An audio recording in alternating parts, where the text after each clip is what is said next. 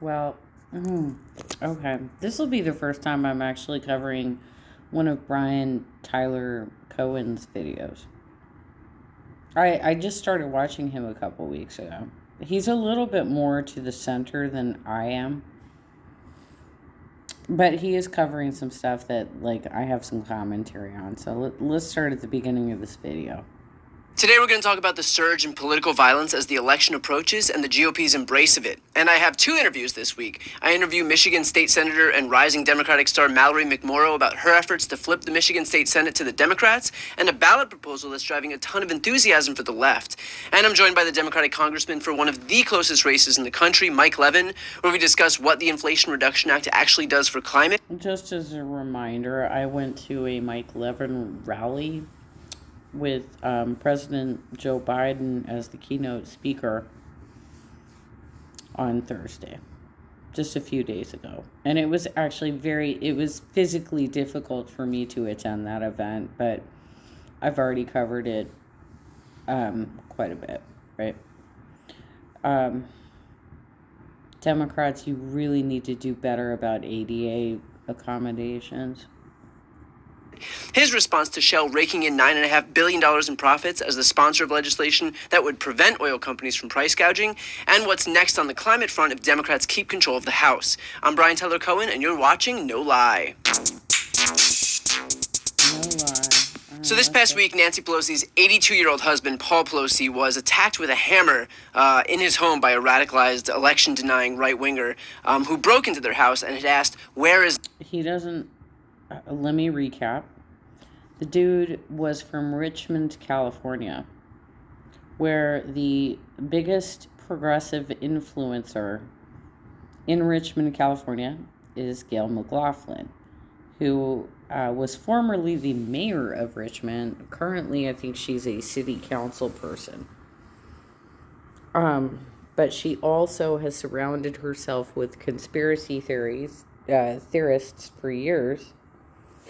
And she's very patriarchal, misogynistic. She denied me when I was trying to organize for her, and I had come out publicly about sexual harassment claims. She denied Hemming Cho, who is a high-level PDA activist, who also was trying to organize with her and was sexually harassed within her organization. And there were 2 prison inmates within her city that also were denied their sexual allegations. And there's an article out there somewhere about that as well. I wrote about it years ago. Nancy. Now, Paul Pelosi went to the hospital. He had surgery to repair a skull fracture. He's expected to make a full recovery. I honestly didn't intend to talk about this on the weekly video podcast because I expected this kind of thing just to be roundly condemned by everyone, and so there really wouldn't be a need to talk about it because, like, what is there to say? But then I saw the response from the right, and here's the spectrum that it ranged. First of all, when he talks about he saw this from the right, this was like right Twitter, right? This was like the Jimmy Dore network type of people. And it got picked up by Fox, basically. People on the right didn't say a word, which was ironic, considering these were the same people having a collective fainting spell when protesters were chalking the sidewalk outside of Brett Kavanaugh's house and claiming that was the most dangerous act in American history, protesting outside of his house. But other Republicans actually leaned into the violence to help themselves politically. No, I mean, I think people are tuning out to what the left has to say. They're realizing that it's the policies of the left that have made our streets more dangerous. They're realizing that the crimes, whether they be a small crime where your car... Oh my God, even. Who the fuck are you? Who the fuck are you? I live in a white suburban neighborhood, and we have never become so dangerous as we have in the last 2.5 years, when these white supremacist motherfuckers thought that the pandemic was a plandemic and that they should let their kids run wild throughout our community. They have destroyed our property. We've had iron welders come in several times to repair the gates around the pool. We've had vandalism in our bathrooms down there by the pool with the N-word sprayed up. I have pictures of this. The kids have tried to run off of the canopy over the picnic table. There's like an 8-foot distance between the canopy and the actual pool, which is only 5 feet deep. And they were sizing up, trying to actually run off of that canopy and try and jump into the pool. I saw kids, they slammed one of their friends into the concrete because 2 of them picked him up by hands and feet and were trying to swing him, and they did not release at the same time, and they slammed him into the concrete. These are prepubescent boys that are allowed to go to the pool unsupervised. You don't even tell me about fucking crime when you have white supremacists thinking that they can do this bullshit all over the country now. And certainly right in front of my condo. Broken into a violent attack, it's because of leftist elected officials who have not enforced the laws. They're realizing that the wide open.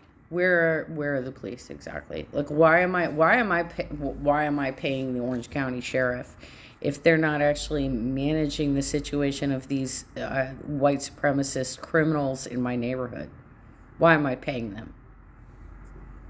Border, all of this is playing into what's happening on our streets. But you've seen this effort to basically de-police, to demonize the police, to reduce consequences for crime. A homeless You know what? When people don't do their job properly, you try and find other solutions, and that's what's happening. They're not doing their job properly, and so we need other solutions. And you motherfuckers, like, apparently you all are so rich that it doesn't affect you whatsoever because you probably live behind gates, right?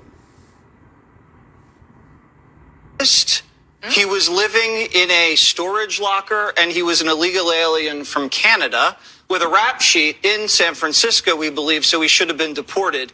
But San Francisco is a sanctuary city. They live in a town where lawlessness has been tolerated. Right. Because of the policies they advocate. Point being, this can happen anywhere. Crime is random, and that's why it's such a significant part. Oh, yes, I'm sure you're all very scared of Canadian illegal aliens. Give me a goddamn break. Of this election story here. It's interesting in the statement. It said the motivation for the attack against Paul Pelosi is under investigation. People may be quick to make leaps to certain events in the past, certain political ideologies, what may have driven this person. We can't make those leaps, and we shouldn't make those leaps because we. What are you hoping to accomplish? What are you hoping to accomplish here? Other than you want the Republicans to take the House and the Senate, right? And you don't want there to be an attack from a right-winger against the Speaker of the House, because that does not help your case, right? Just don't know at this point. This person could have been motivated by just about anything. We don't know. Yeah, I mean, the only indication we have. Why is it doing this? I hate it when it does this. Come on now. Like, this is what happens every time we go into a political cycle. My network starts getting throttled. Come on. This is some bullshit. My network starts getting throttled every fucking time we get close to an election. I don't know if I can cover this whole video, Brian. Because these assholes. Oh my god, even. Okay, look. I'm going to just drop the link. I'll go to the share button. I can't even get that up. Look at that. Look at that. I can't even pull up share. Because that's how... these platforms roll right before an election. They're just like, they make everything very challenging. This has been going on for 6 years for me. Every single time we get close to an election, I get throttled. I get interference every single fucking time.